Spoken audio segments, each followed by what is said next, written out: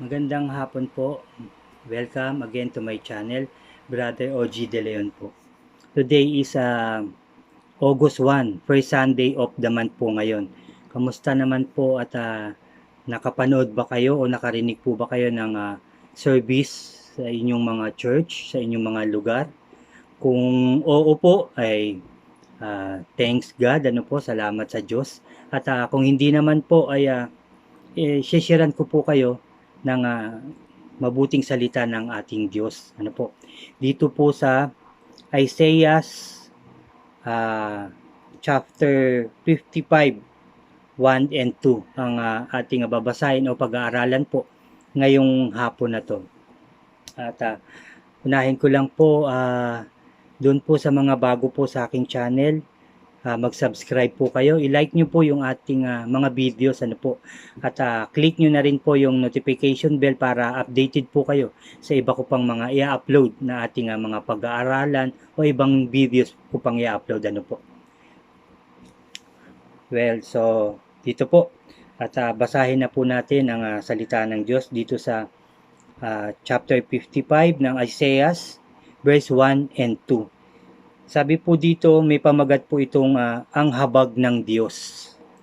Sabi po dito sa verse 1, sinabi ni Yahweh, narito ang tubig, kayong mga nauuhaw. Ang mga walang salapi ay lumapit din dito, sabi niya. Bumili kayo ng pagkain at ito'y kainin ninyo. Bumili kayo ng alak at gatas kahit walang salapi, kahit walang salaping pambayad. Verse 2 po, bakit gumugugol kayo ng salapi sa mga bagay na hindi nakakabusog? Bakit ninyo inuubos ang pera nga kinita sa mga bagay na sa inyo ay hindi nagbibigay kasiyahan? Makinig kayong mabuti sa akin at sundin ang utos ko. At matitikman ninyo ang pinakamasarap na pagkain. Manalangin po tayo. Yes, aming amang makapangyarihan sa lahat, aming Diyos na lumika, aming Diyos na gumawa ng langit at lupa, aming Diyos na makapangyarihan, mapagmahal sa amin lahat, O God. Lord, maraming salamat po sa hapong ito, sa iyong mga salita na aming mababasa at mapapag-aralan na naman ngayon, O God. Thank you, Lord, sa pagkakataong ito, Lord, na binigay mo na naman sa amin, Lord. Salamat, Lord. Salamat, Jesus. Salamat, Holy Spirit, O God. And Lord, inaangkin na po namin ang katagumpayan ng aming gawain ngayong hapon na to, O Father God. At siniselyuan ko po ng banal na dugo ng aming Panginoong Kristo ang aming pag-aaralan, ang aming puso't isipan, ang aking bibig, Father God, upang puro salita mo lamang ang lumabas sa aking bibig at ang lahat ng iyong mga salita na aming maririnig at mapapag-aralan ngayon, Lord, ay maisa puso't isipan at maisa buhay ng bawat isa sa amin. Thank you, Lord. Thank you, Jesus. Thank you, Holy Spirit. Pinupuri ka namin, pinasasalamatan, sinasamba at dinadakila, O Diyos. Sa matamis na pangalan na aming Panginoong Kristo na aming tagapagligtas, lahat po tayo ay magsabi ng Amen and Amen. So, ito nga po yung sinasabi sa Isaiah 55 verse 1. Ano po? Pangulit ay ang pamagat nito, ang habag ng Diyos. Sinabi ni Yahweh, narito ang tubig, kayong mga nauuhaw. Ang mga walang salipi ay lumapit din. Sabing ganyan. Bumili kayo ng pagkain at ito'y kainin ninyo. Bumili kayo ng alak at gatas kahit walang salaping pambayad. Ano po kaya yung tinutukoy dito sa tingin nyo na doon sa mga taong nauuhaw? Binibigay ng Diyos yung tubig. Ano po? Sinabi, ulitin ko lang, narito ang tubig, kayong mga nauuhaw. Sabi niya po sa atin, tayong mga uhaw sa pagmamahal ng ating Diyos. No? Hindi po siya literal na tubig na ating iinumin, kundi yung uhaw tayo sa salita ng ating Diyos. Tayo po'y tinatawag ng ating Diyos. Narito ang tubig, kayong mga nauuhaw. Ang mga walang salapi ay lumapit din dito kasi po libreng binibigay po ng Diyos ang kanyang salita sa atin lahat. Ano po? Sa atin lahat, lalong-lalo na sa mga taong nagbabalik loob sa atin, no? Tayong mga gusto nating mapalapit sa ating Diyos, tayong mga tao na nagsisisi sa ating mga kasalanan, tayo'y uhaw, sabik tayo, uhaw na uhaw tayo sa pagmamahal ng ating Diyos, uhaw tayo sa salita ng ating Diyos, nauuhaw tayo dahil napakarami ng pangako ng ating Diyos sa ating lahat. Ano po, kaya po tayo ay nauuhaw, pero tinatawag po niya tayo. Ano po, tinatawag po niya tayong lahat, hindi lang ako, hindi lang kayo, kundi ang ating pamilya, ang lahat ng tao sa mundo, tinatawag niya po. Ano. Sabi pa po dito, bumili kayo ng pagkain at ito'y kainin ninyo. Bumili kayo ng alak at gatas kahit walang salaping pangbayad. Ano po. Sabi po sa 2, bakit gumugugol kayo ng salapi sa mga bagay na hindi nakakabusog? Kasi nga po, ano po, yung pong salita ng Diyos ay libre na inihahayag ng mga tao. Ano po. Kasi nga po, dun sa mga taong sabihin na lang natin na yung iba talaga ay walang, sabihin natin talaga na walang pambili ng Biblia. Pero alam niyo po, may mga pinamimigay po yung mga tao ng mga Bible ng salita ng Diyos. Libre po yan, binibigay sa inyo. Kung minsan naman, ano po, sa YouTube pwedeng manood or sa Facebook, ano po, o sa ating simbahan, libre po yan na hinahayag ng mga taong naglilingkod sa ating Diyos, yung mga pastors, ano po, bishops, kanilang pamilya, ano po, yung mga naglilingkod talaga kagaya ng ating sharing dito. At yung yung ibang group din nagkakaroon ng Bible study sa Facebook, ano po. Kaya makinig po tayo dahil po yun ay libreng handog ng ating Diyos sa atin. Dahil sa salita ng Diyos, tayo mabibless, ano po, at tayo mabubusog sa kanyang ibibigay na pagkain sa atin. Di ba po, sabi nga po dito, hali kayo, sabi niya, lumapit dito, sabi niya, wala po itong bayad. Ano po, kung minsan yung sinasabi nga po dito na bakit daw tayo nagugugol ng mga salapi sa mga pagkain hindi naman nakakabusog, yung mga bagay na hindi nakakabusog. Ano po, yung bili lang ng bili, ano po, bili lang ng bili. Kung minsan nga sobra na sa bili ng pagkain, yung parang wala ng kabusugan. Ano po, tapos ano po yung kumisan yung mga pagkain pa na kung ano yung binibili na lang na hindi nagiging malusog yung ating katawan, hindi tayo nagiging healthy, nagiging masakitin pa tayo, kabibili kagugusto ng mga pagkain, hindi naman tama.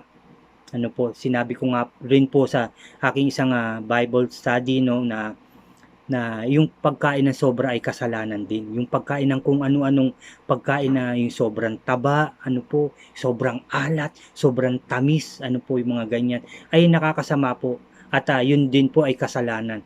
Dahil kung yun ay kakainin natin ng kakainin, magkakasakit po tayo, mapapabayaan natin yung ating sarili, yung ating katawan na binigay ng Diyos sa atin. So nagkakasala din po tayo. Ano po. Kaya sabi niya po, bakit kayo gumugugol ng salapi sa mga bagay na hindi nakakabusog? Bakit ninyo inuubos ang perang kinita sa mga bagay na sa inyo ay hindi nagbibigay kasiyahan? Sabihin na natin, bumili ka ng napakasarap na pagkain, nasiyahan ka. Pero pagkatapos nun, bukas ulit, bibili ka ulit ng gusto mo. Okay, magiging masaya ka na naman. Pero hanggang kailan yung ganong kasiyahan na lang? Paano kung hindi ka na makakabili? Hindi ka na po ba magiging masaya? Pero, ang bigay ng Diyos sa atin yung kanyang salita. Kung yan ay binigay sa iyo ang libreng Bible, habang buhay mo na siyang gagamitin. Kung sakali naman na ikaw ay bumili ng Bible, ano po, sa maliit na halaga, yun naman po ay panghabang buhay mong magagamit. Habang ikaw yung nabubuhay, magagamit mo ang salitang yun. At sa salita ng Diyos, madadagdagan ng iyong buhay. Lalakas ang iyong katawan, gagaling ang iyong karamdaman, pasasaganahin ka ng ating Diyos, lalong-lalo na mapapalapit tayo sa ating Diyos. Biro niyo po, napakarami po bagay na ibibigay ang Diyos sa atin sa kanyang salita. Tapos sa isang aklat na to, alam niyo ba, naglalaman po ito, inuulit ko lang, nasabi ko na po ito, ng 66 na libro ang Biblia po. So napakarami. Ano po, at higit sa lahat, yung mga ginawang kamangha-mangha ng Diyos, mababasa nyo po dito.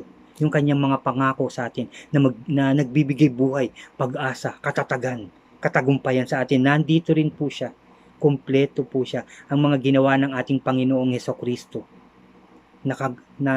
kamanghamanghang ginawa niya. Yung kanyang mga binitawang salita, yung kanyang mga pangako, lalong-lalo na yung sinabi niyang buhay na walang hanggan na ipagkakaloob sa atin. Nandito po sa Biblia, nandito po sa kanyang salita. Kaya po, lagi pong tayong tinatawagan, kung mababasa niyo po to at makakarinig din kayo ng service or ganitong Bible study po, lagi po kayong inaanyayahan. Dahil yun po ang sabi sa Biblia, tinatawag po tayo ng ating Diyos. Hindi lang ako, hindi lang aking pamilya. Tayo pong lahat tinatawag po ng ating Diyos. Kaya nga po, ulitin ko lang, bakit gumugugol kayo ng salapi sa mga bagay na hindi nakakabusog? Bakit inyo inuubos ang perang kinita sa mga bagay na sa inyo ay hindi nagbibigay kasiyahan? Makinig kayong mabuti sa akin. Makinig daw po tayong mabuti sa ating Diyos. Makinig kayong mabuti sa akin at sundin ang utos ko at matitikman ninyo ang pinakamasarap na pagkain. Ito po ang kanyang salita. Ang pinakamasarap na pagkain, ang nakakabusog na pagkain, no? Walang hanggang kasiyahan, walang hanggang kabusugan ang ibinibigay ng salita ng Diyos sa atin. Dahil talagang palalakasin niya tayo, pagtitibayin niya tayo. No po? Nandito po lahat yan. Palalakasin, pagtitibayin. Talagang magiging powerful tayo. Binibigyan niya rin tayo ng kapangyarihan sa kanyang mga salita. Totoo po yun, nandito po sa Biblia. Binibigyan po niya tayo ng kapangyarihan. Maraming kapangyarihan na ibinibigay ang ating Diyos dito. Unang-una na yung kapangyarihan makapagligtas ng kaluluwa. Dahil sinesheran mo siya, tinuturuan mo siya, binibigyan mo siya ng katuruan ng ating Diyos at pinatatanggap mo siya sa ating Panginoong Jesucristo. Pinatatanggap mo siya na bilang kanyang maging personal savior. Ano po, tanggapin ng buong puso at kaluluwa. Yun po ay power natin lahat. Tayong mga Kristiyano, tayo pong nagbalik loob. Power po natin yan. Kapag binigay po natin yan, mababago natin ang kanyang buhay. Hindi lang kanyang buhay, kundi ang kanyang pamilya. Dahil yun po ay kapangyarihan ng Diyos na binigay sa atin. Di ba po? Sa tuwing may masyesharean tayo ng salita ng Diyos na alam din na ikaya nag-share ng salita ng Diyos, karamihan po ng iyong mga kaibigan, mga mahal sa buhay, o ibang tao sa iyo lalapit dahil ikaw ay may power. Binigay ng Diyos sa iyo. Amen po. So, yun nga po, makinig kayong mabuti sa akin at sundin ang utos ko. At matitikman ninyo ang pinakamasarap na pagkain. Yun po ang sabi ng Diyos sa iyo, sa akin, at sa ating lahat. Ano po? At sabi po dito, sa 6, pupunta na po tayo ng 6, tatalon po tayo. Sabi po dito, idagdag ko lang tong 6 hanggang hanggang 7. Sabi po dito, hahanapin mo hahanapin mo si Yahweh habang siya'y matatagpuan. Sabi dito, hanapin mo, ulitin ko lang po, hanapin mo si Yahweh habang siya'y matatagpuan. Manalangin ka sa kanya habang siya'y malapit pa. Ano po? Dapat nang talikuran ang mga gawain ng taong masama at dapat magbago ng pag-iisip ang taong liko. Sila'y dapat manumbalik at lumapit kay Yahweh upang kahabagan at mula sa Diyos makakamit nila ang kapatawaran. Ulitin ko lang. Chapter 55 verse 6 ng Isaiah po. Hanapin mo si Yahweh habang siya'y matatagpuan pa. Kumbaga, habang matatagpuan pa po natin, hanapin na natin ang ating Diyos. Ano po? Manalangin ka sa Kanya habang siya'y malapit pa. Dapat nang talikuran ng mga gawain ng taong masama at dapat magbago ng pag-iisip ang taong liko.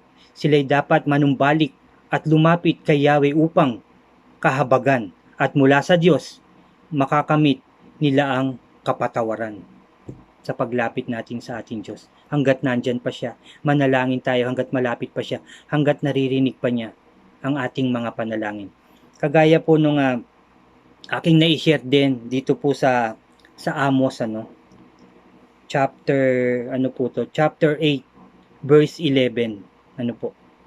Sabi po dito, Amos chapter 8 verse 11 hanggang 12 po to. Basahin ko lang po sa inyo. Sinabi ng Panginoong Yahweh, darating din ang araw na papairalin ko ang lupain ang taggutom, sabi niya. Darating din ang araw na papairalin ko sa lupain ang taggutom. Magugutom sila, ngunit hindi sa pagkain. Mauuhaw sila, ngunit hindi sa tubig. Di ba po kagaya ng sinabi ko po kanina, hindi tubig na literal, hindi pagkain na literal po. Kundi sa pakikinig ng aking mga salita. Papairalin niya ang taggutom. Ang uhaw, hindi sa pagkain, hindi sa tubig. Mauuhaw sila, ngunit hindi sa tubig, kundi sa pakikinig ng aking mga salita. 12 po, mula sa hilaga, papuntang timog, mula silangan hanggang sa kanluran. Hahanapin nila ang salita ni Yahweh, subalit iyon ay hindi nila matatagpuan. Ibig sabihin, hahayaan pa po ba natin na mawala ang salita ng Diyos, na dumating ang panahon na wala nang mag-share ng salita ng Diyos? Kaya tayo inaanyayahan, tinatawag na tayo ng ating Diyos. Lahat po tayo. I-share natin itong ating mga napapag-aralan, naririnig natin sa ating mga mahal sa buhay, sa ating kapwa, at pagbulay-bulayan araw-araw, isa puso natin at isa buhay ang bawat salita ng Diyos.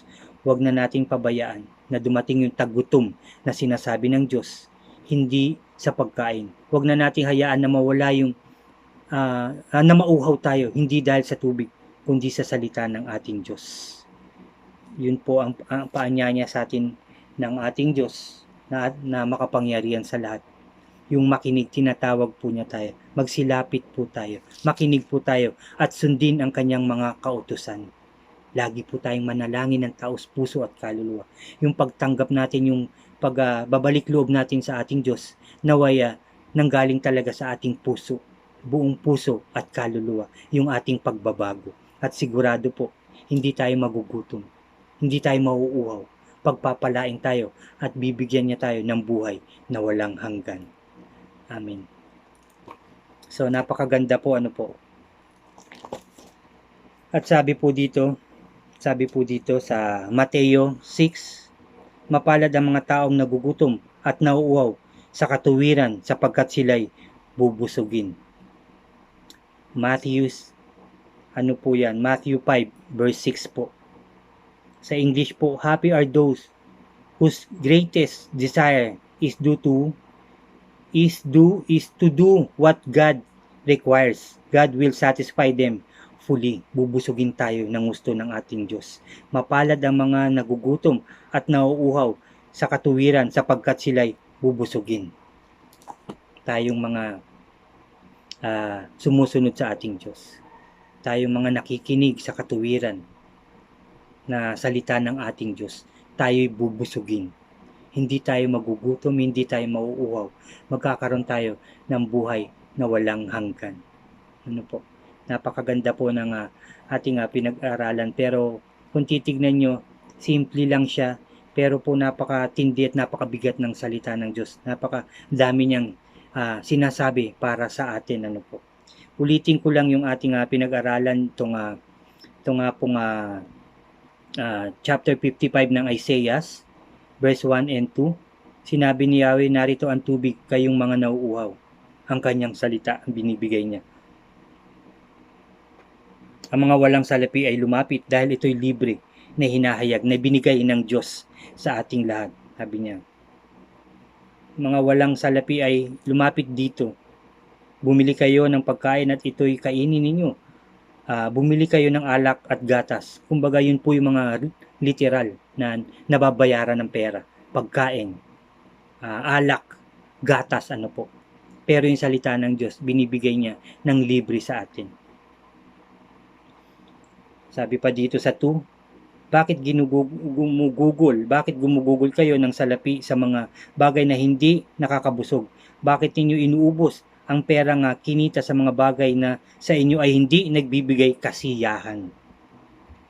Makinig kayong mabuti sa akin at sundin ang utos ko at matitikman ninyo ang pinakamasarap na pagkain. Na ang pagkain na sinasabi niya ay nandito po sa kanyang salita.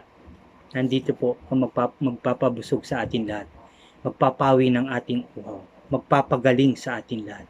Magpapagaling dahil yung ating faith ay totoo. Kaya tayo pagagalingin anumang klaseng karamdaman. Aayusin niya ang ating buhay dahil tayo nagtitiwala sa ating Diyos. Pasasaganahin niya tayo dahil tayo ay lumalapit ng buong puso at kaluluwa sa Kanya at sinusunod ang Kanyang mga utos, ang Kanyang mga salita. Kaya tayo pagpapalain, tayo lulukuban ng proteksyon ng ating Diyos. Hindi tayo mapapaano, hindi tayo madadapa, hindi tayo matitisod dahil protektado tayo ng ating Diyos na makapangyarihan sa lahat. Ano po? Sa kanyang pagmamahal, tayo lumapit, tayo manalig sa kanyang pagmamahal dahil ang pag-ibig ng ating Diyos ay hindi nagbabago kailanman. May mga taong nagbabago pa, pero ang Diyos hindi siya magbabago. Lalong-lalo na sa mga taong nagbabalik loob sa Kanya, sa mga taong nagsisisi sa mga kasalanan. Alam niyo po, kahit na ang mga taong nagkasala rin, ay mahal din yan ng Diyos. Kaya lang, dahil sa ikaw ay nagkakasala, siya ay ating magulang, kailangan kanyang tapikin o kailangan kanyang paluin hanggang sa ikaw ay magtino, hanggang sa ikaw ay lumapit muli sa Kanya at muli ka naman niyang pagpapalain. Dahil ganun ang ating Diyos, dahil mabuti ang ating Diyos, dahil mahal na mahal tayo ng ating Diyos. Biro niyo po, binigay niya yung kaisa-isang anak niya na ating Panginoong Kristo. Ibinigay niya sa atin para sa kapatawaran ng ating kasalanan. Yung buhay ng ating Panginoong Kristo, binigay niya sa atin para tayo patawarin ng ating Diyos. Di ba? Nagkasugat-sugat, di ba? Binugbog, dinuraan, di ba po? Yun ang ginawa niya para sa ating mga kasalanan. Ganun po tayo kamahal ng ating Diyos. Kaya po, iulitin ko lang sa mga nagbabalik loob, sa nagsisisi ng taos puso't kaluluwa, hindi tayo pababayaan ng Diyos. Andyan ang ating Diyos. Hilingin mo na ang gusto mong hilingin at ibibigay ng ating Diyos. At kung dun naman sa mga kakilala natin na nagkakasala pa rin hanggang ngayon, pilitin natin sila na malapit sa ating Diyos. Akayin din natin sila sa kaligtasan, sa kapatawaran ng ating Diyos. Ano po? At kasi kung magpapatuloy sila sa kanilang ginagawang hindi maganda sa kanilang pagkakasala, patuloy din ang pagpalo sa kanila ng ating Diyos hanggang sa sila'y magising uli. Paano kung hindi na natin sila maakay? Mamatay na lang sila, mawala na lang sila sa pagkakasala, no po, na isang tambak ang kasalanan, na hindi man lang nakapagsisi, na hindi man lang nakalapit sa ating Diyos. Kaya dapat lahat ng ating mga mahal sa buhay, mga kaibigan, kahit na nakagalit natin, akayin po natin sila sa kaligtasan. Akayin din natin sila para sila rin ay pagpalain ng ating Diyos. Yun po ang dapat nating gawin. Tayong mga nakakarinig ng salita ng Diyos. Tayong mga isinasabuhay ang salita ng Diyos. Dapat po ganun ang ating gawin. Mag-share tayo sa ating pamilya, kaibigan, kapitbahay. Ano po? At akayin natin sila sa kaligtasan. Kagaya natin mga nakikinig, nagbalik loob, nagsisi sa ating mga kasalanan. Tayo po ay maliligtas. Tayo po ay papatawarin ng ating Diyos. Tayo po ay bibiyayaan. Tayo po ay palalakasin, pagagalingin, pagpapalain ng siksik, liglig at umaapaw. Ganyan po ang ating Diyos. Amen po ba? Amen po. So yun po, no? Talagang napakasarap magbasa, makarinig, mag-share ng salita ng ating Diyos. Ano po? Napakasarap po talaga. Buong-buo ang ating araw na naman. Ano po? Dahil kasama natin ang ating Diyos, maliligtas tayo mamaya hanggang gabi, kahit natutulog tayo, protektado tayo hanggang bukas dahil nagtitiwala tayo sa ating Diyos. Dahil kasama natin ang ating Diyos sa ating buhay. Kasama natin siya palagi, kaya iingatan niya yung ating pagsasalita, yung ating pag-iisip, yung ating gagawin. Lagi niyang iingatan upang tayo ay hindi na muling magkamali at magkasala. Salamat sa ating Diyos. Salamat sa ating Diyos. Salamat sa ating Panginoong Kristo sa kanyang buhay na binigay sa atin. At salamat sa ating Holy Spirit na laging gumagabay sa atin upang tayo ay maging maayos, malinis, maging matuwid. Ano po? Salamat. Salamat po. Muli mga kapatid, samahan niyo po ulit ako na tayo'y manalangin uli. Lalapit po tayo mga kapatid sa ating Diyos. Ano po, yung taos puso po, yung mga isipin po natin, kalimutan na po natin yan. Si Lord na ang bahala dyan. Ano po. Ngayon po ay dudulog tayo sa Kanya, lalapit tayo sa Kanya. No? So magsiyuko po tayo. Hallelujah. Hallelujah Lord. Hallelujah Jesus. Hallelujah Holy Spirit. Aming Diyos na makapangyarihan sa lahat, maraming salamat po. Maraming salamat sa iyong tubig na binigay sa amin, sa iyong pagkain na binigay sa amin, O Lord. Tunay nga na nabusog kami, nabusog ang aming pisikal na pagkatao, ang aming kaluluwa, O God. Salamat, Lord, sa iyong pagkain na bigay sa amin lahat, O God. Thank you, Lord. Thank you, Jesus. Thank you, Holy Spirit. Tunay nga na napakabuti mo po sa amin. Salamat sa iyong mga salita na bigay sa amin ng libre, O God. Salamat, Lord. Salamat, Jesus. Salamat, Holy Spirit, O God. Tunay nga na nabago kami. Nalinis kami ng iyong mga salita. Pinatatag, O God. Binigyan pag-asa. Binigyan ng karunungan at katalinuhan, O God. Salamat, Lord. At binigyan mo kami ng katagumpayan na naman ngayong araw na to. Pinasasalamatan ka namin palagi, Lord.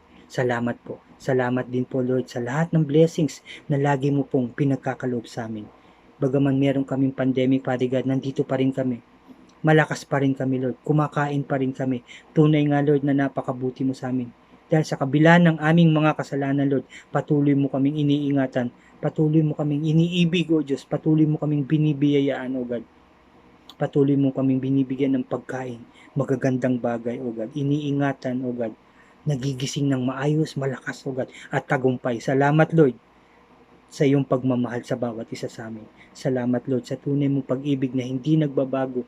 Salamat, Lord. Salamat sa aming Panginoong Kristo na ang buhay niya ibinigay niya sa amin para sa aming kapatawaran ng aming mga kasalanan, para sa kagalingan ng lahat ng klaseng karamdaman, O Diyos. Salamat, Lord. Salamat, Lord. Salamat, Jesus. At salamat, Holy Spirit, sa patuloy mong gabay sa amin, sa patuloy mong pagsama upang kami ingatan, upang kami hindi magkamali, upang kami hindi madapa, O God. Salamat, Lord. Tunay nga ang iyong kabutihan, tunay ang iyong pagmamahal, O God. Salamat, Lord. Salamat, Lord. Salamat, Jesus. Salamat, Holy Spirit, O God. O Father God, idinadalangin din namin ang aming Presidente Duterte, Father God, na ingatan mo rin at palakasin at pagtagumpayin kasama ng kanyang pamilya at mga kasamahan sa pamahalaan, O God. Ingatan mo din sila, protektahan mo rin sila, Lord. Ganun din, Lord, ang mga presidente sa bawat bansa, O God. Sa lahat ng bansa, O God. Sa Japan man, O God. Sa lahat-lahat ng bansa, Lord, ingatan mo rin sila. Turuan mo rin sila ng mga bagay na tama. Baguhin mo rin, Lord, ang kanilang mga puso't isipan upang sila rin ay magtagumpay, O God, upang mabago ang kanilang puso at sila rin ay magbalik loob sa iyo, O God, dahil lahat kaming tao ay iyong anak, O God. Nabibilang kami sa iyo, Father God, dahil ikaw ang gumawa sa amin. Kaya baguhin mo ang lahat ng tao, lahat ng presidente sa buong mundo, Father God. Ganun din, kasama din ang mga mayor sa buong mundo, sa buong Pilipinas, Father God, 10 ng kanilang mga mahal sa buhay, kasamahan sa pamahalaan, Lord, mga barangay captain, Father God, pati na, Lord, ang mga scientists na nag-iisip ng gamot sa mga karamdaman, Father God, pati na mga doktor at nurse na totoong naglilingkod, Father God, at tumutulong ng gagamot ng totoo, Lord, na may takot sa iyo, Father God. Kasama din ang mga pulis, sundalo na nagbabantay, O God. Ingatan mo rin sila, pagtagumpayin mo rin sila kasama ng kanilang pamilya at linisin mo rin ang kanilang mga puso't isipan, O God, at lumapit at magbalik loob din sa iyo. Lahat ng tao, pati frontliners, kami, Lord, aking mga mahal sa buhay, ang mga nakikinig ngayon, O God, ang mga kapatid ko, Lord, mga kapatid namin sa pananampalataya, O God, ingatan mo rin sila, kanilang pamilya, O God. Huwag mong pabayaan, O God. At pagalingin mo ang lahat ng may karamdaman, O God. Pagalingin mo po sila. Ang mga nagugutom, Lord, bigyan mo ng pagkain. Father God, ang walang trabaho, tulungan mo po. Father God, lahat kami, Lord, lahat ng mga tao, lahat po na nakakarinig ng iyong mga salita, lahat po na nakakapanood ng mga sharing ng iyong mga salita, ng mga pagbabahagi ng iyong mga salita, makabahagi din sila sa pagpapalang ibinibigay mo, O God. Thank you, Lord. Thank you, Jesus. Thank you, Holy Spirit. Tunay nga na napakabuti mo sa amin, O God. Salamat sa iyong guidance. Salamat sa iyong blessings. Salamat sa iyong pagmamahal, O Diyos. Thank you, Lord. Lord, siniselyuhan ko na ng banal na dugo ng aming Panginoong Kristo ang gawain ito, ang prayer namin, O God, binabahiran ko, Lord, ng makapangyarihan dugo ng aming Panginoong Kristo ang aming mga isipan, ang aming mga puso, aming mga bibig upang maging maayos lahat ng aming iisipin, Lord, gagawin, O God, at sasabihin. Salamat, Lord. Binabahiran ko lahat ng dugo ng aming Panginoong Kristo, lahat ng may karamdaman upang sila rin ay gumaling. O Lord, lahat, Lord, ng tao, lahat ng aming pangarap, ibinibigay namin sa iyo. Lahat ng aming suliranin, ibinibigay namin sa iyo, O God. Ikaw na po ang bahala at siguradong kami lahat ay magtatagumpay dahil walang imposible sa iyo, Lord, dahil ikaw ay makapangyarihan, dahil ikaw ay mabuting Diyos, dahil ikaw ay mapagmahal na Diyos. Ikaw lamang ang aming Diyos, wala nang iba, O God. Thank you, Lord. Thank you, Jesus. Thank you, Holy Spirit, O God. Lord, pinupuri ka namin, pinasasalamatan, sinasamba at dinadakila, O Diyos. Sa tanging pangalan ng aming Panginoong Jesucristo na aming tagapagligtas, ang lahat po ay magsabi ng Amen and Amen and Amen. Amen po. Salamat pong muli sa inyo. Alam ko pong na-bless po kayo. Na-bless po ako ng grabe ngayon araw na namang ito. Salamat po sa inyo at lagi po kayong mag-ingat. Ano po, at mabuhay po tayong lahat. Mabuhay po ang Pilipinas. Mabuhay po ang Japan, ang Amerika, ano po, ang buong mundo. Mabuhay po tayo. Sa pangalan ng ating Diyos, tayo magtatagumpay lahat. In Jesus' name. Salamat po muli. At God bless po. God bless po sa ating lahat. See you po sa mga susunod ko pang video po. Salamat po.